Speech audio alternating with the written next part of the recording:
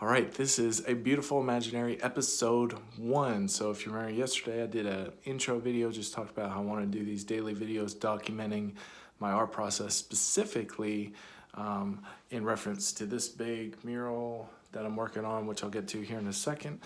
And so this is my first shot, and so I did work on it a little bit. I want to show you some progress on that. But I also want to mention just why I'm calling this a beautiful imaginary. The reason why is because I think everything that motivates and drives us is beauty.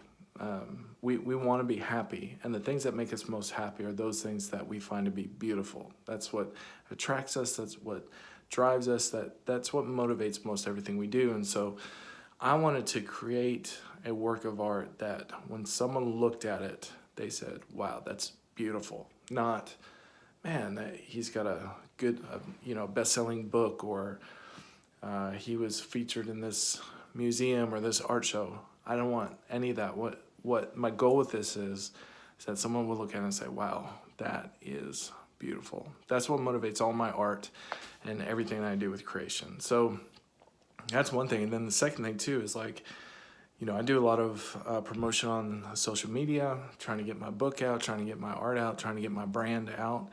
And it's really easy to get caught up in that, how many likes you have and how many followers and who's sharing it, who's commenting and that kind of thing.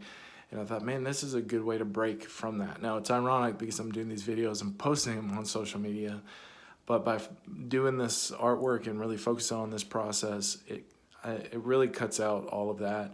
And it's really just a focus on creating something beautiful in this world. So that's why I'm calling it a beautiful imaginary. It's my documentation or documentary of me creating something beautiful from my imagination, and leaving that into the world, in the world. That's my legacy, for after I'm gone. So let me just show you what I got going on, and then we'll go from there, and then you'll see my episode number 2 next. So let me show you real quick.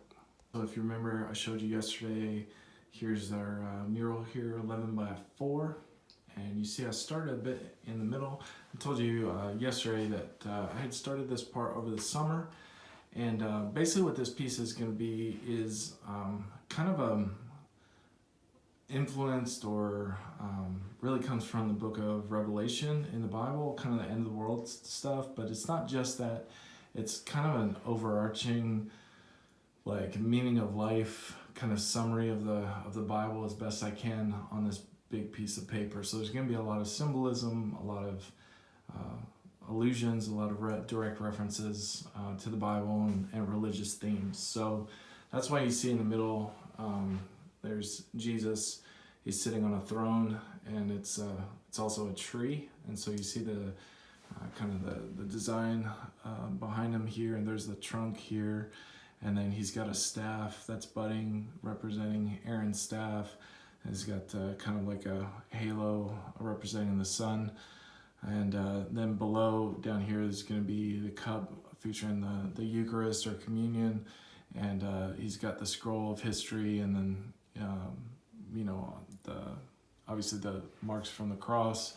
And then this symbol here is the symbol of Christ. And around him, there's a pomegranate fruit represented from the tree of life in the temple.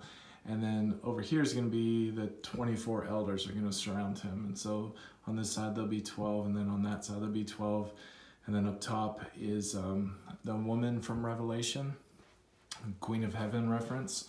And then you'll have Adam and Eve here. And then as you zoom out over to the left, actually all surrounding is going to be the city of God. There's going to be gates with 12 kind of outposts and 12 figures standing on those outposts. And then over up in this area, there's going to be the 4 living creatures, the 4 angels. There'll be angels over in the corner, and then down below there'll be kind of the demonic, represented by serpents and crazy slithering creatures and all that kind of stuff. So that's a real quick overview. My hope is by the end of it, it'll be all filled in like this, like with all this design and shaded and everything. So the whole thing will be covered and it will look like that. So the part that I did today was this guy right here. just finished him up and drew in his details, that kind of thing. And then we've got 3 more figures here represented by those circles, and that's where those guys will go, and that'll be all 12. And then I'll finish in all these details here, and then I'll go back over and work on those. So that is what we did today, and I will show you my progress again tomorrow. Thanks for watching. Appreciate it.